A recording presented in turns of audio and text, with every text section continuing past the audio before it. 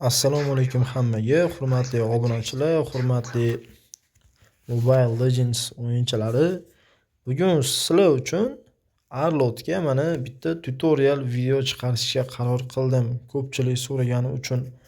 Arlot geroyi shunaqa geroyki, uni skilllarini, ultimatini pala-partish berib, ishlatib tashlab bo'lmaydi.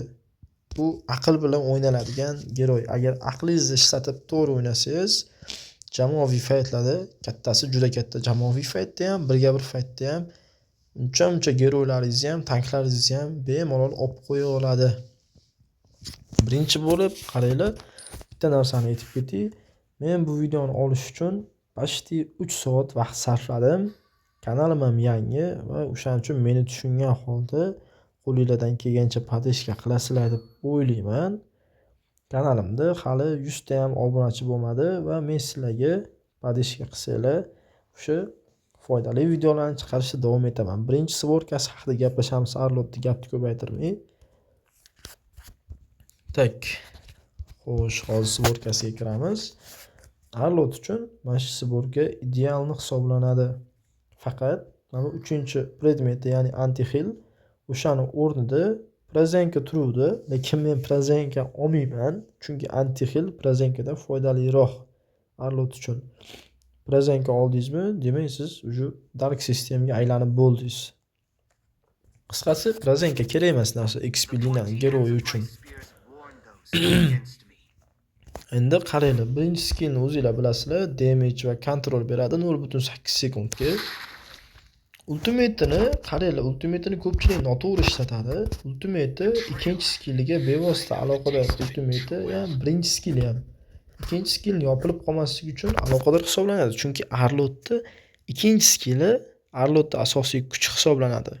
Arlotda imba qiladigan narsa mana shu ikkinchi skill. Tak. Ultimate'ni nimalarga ishlatsanglar bo'ladi, hozir ko'rsatib beraman. Ultimate o'sha massivniy kontrol uchun, massivni uron berish uchun ishlatsanglar bo'ladi. Hozir qaranglar, mana bashning tagiga turibsizlar, o'ynayapsizlar. Dushmaninglar bashning tagiga keldi-da, chiqmayapti bashning tagidan. Yopishib olgan bashning tagidan qo'rqqandan, o'shanda buni bashning tagidan chiqarishga ham ishlatsanglar bo'ladi. Mana qarab turinglar. Hop, sakrab chiqib oldi bashning tagidan. Tak, bu yaxshi, xo'sh. Endi ikkinchi skillni to'g'ri ishlatishni aytaman. Mana pastdagi pertifi deyiladi. Endi loy deyman men, boshqalar nima deydi bilmayman. O'sha necha sekundlargadir, почти 1 sekundga kontrol qilib beradi. O'sha sizning dushmaningizni. Endi tak qaranglar. Buni to'g'ri kombo qilishni o'rgataman sizlarga Arlot geroyida. Birinchi, ikkinchi skillni berasizlar. Bitta ma'lumot berish esimdan chiqibdi. Buni ham aytib ketaman. Qaranglar. Mana bu Arlot passivkasi, ya'ni zilongni ustida chiqib turibdi-yu, mana bu tochka dushmanimiz ustida. Bu Arlot passivkasi 6 sekund davomida chiqib turadi, yana yo'qolib, bir yo'qolib oladi-da, yana chiqadi.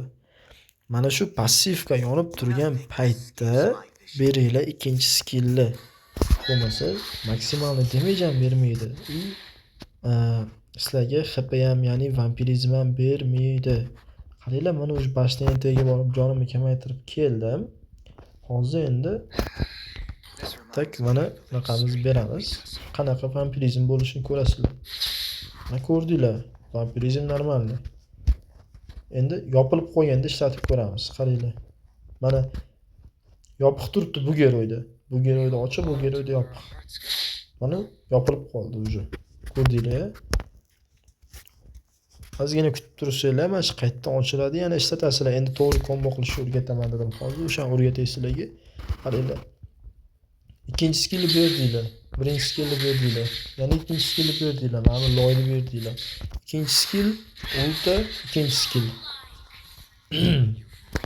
Mana shu kombo Arlot geroyi uchun to'g'ri kombo hisoblanadi. Hozir endi tezlashtirilgan variantini ko'rsatib beraman sizlarga. Qaranglar. Iloji bo'lsa, mana ikkinchi skillni birinchi bergandan keyin mana bu loyni bersanglar ham yaxshi bo'ladi. Birinchi skillni tezroq ochilib turadi yoki birinchi skillni u farqi yo'q. Qaranglar, to'g'ri kombo qilish. E'tibor berib turinglar.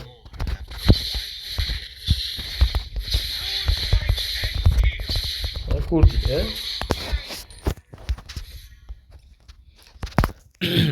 O'sha ikkinchi skillni kada bo'lib qolishi, ya'ni yopilib qolishini asosiy sababi sizlar mana ikkinchi skill bitta bergandan keyin yana beraverasizlar. Bu unda tez yopilib qoladi. Ikkinchi skillni o'zi bilan o'yin bo'lmaydi, ish bitmaydi. İkinci skill'i berdinglar, yopilib qoldi. Birinchi skill'i berdinglar, ochiladi. İkinci skill'i berdinglar, yopilib qoldi. Ulti berdinglar, ochiladi. İkinci skill'i berdinglar, yana ozgina kutib tursanglar, birinchi skill ochiladi, berasizlar, ochiladi mana. Ko'rdinglar? Xuddi shunaqa qilib Arlotda to'g'ri kombo qilsanglar bo'ladi. To'g'risini aytsam, hozir 3 soatdan beri video ishlayman deb tomog'im og'rib qoldi. Ovozim yaxshi chiqmagan bo'lsa endi uzr so'rayman. Video yoqqan bo'lsa like, podpiska bosib, podeshga qo'yasizlar deb o'ylayman. Yana bitta Arlotda asosiy o'sha narsalardan bittasini aytib ketay hozir. Bot qo'shib olaylik bir ikkita yana. 1 2 3 3 ta bot yetadi bizga. Qaranglar. Mana shu 3 ta geroy turganda mana bittasida yonib turibdi Arlot passivkasi. Mana ko'rdinglar. O'sha geroyga berishga harakat qilinglar. Ikkinchi skillni shunda mana yopilib qolmaydi. Agar birinchi skillni bersanglar, uchalasiga ham birdan passivga yonadi mana. Birinchi skillni berdinglar, uchalasiga ham yondi. 1 2 3. Ko'rdinglarmi? Yopilmay qoldi. Chunki uchalasiga ham mana shu passivkasi ochildi. Mana bir ikkita bot qo'shaylik. Xuddi ultimate'da ham shunday. Ultimate'ni bersanglar, hammasida birdan ochiladi passivka mana. Qaranglar 1 2. Ko'rdinglarmi? Bir martadan bersanglar bo'ladi o'shanda ikkinchi skillni.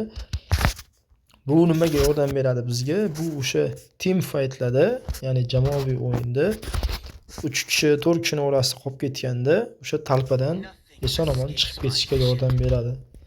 Video yoqqan bo'lsa like, podpiska bosib qo'yinglar. Xudo xolasa sizlarga o'sha foydali videolar chiqarishda yana davom etamiz.